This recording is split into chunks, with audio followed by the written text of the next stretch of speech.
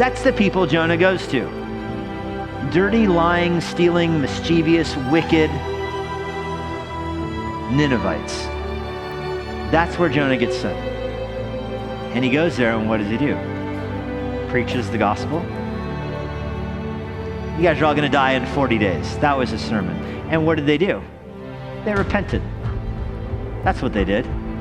They deduced from that a few things. They deduced that God is holy and is going to punish sin.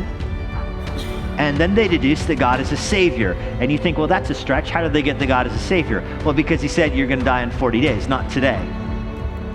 And so I don't know if they understood that on day 1 or day 2, but it was in the first few days they figured out, wait a minute.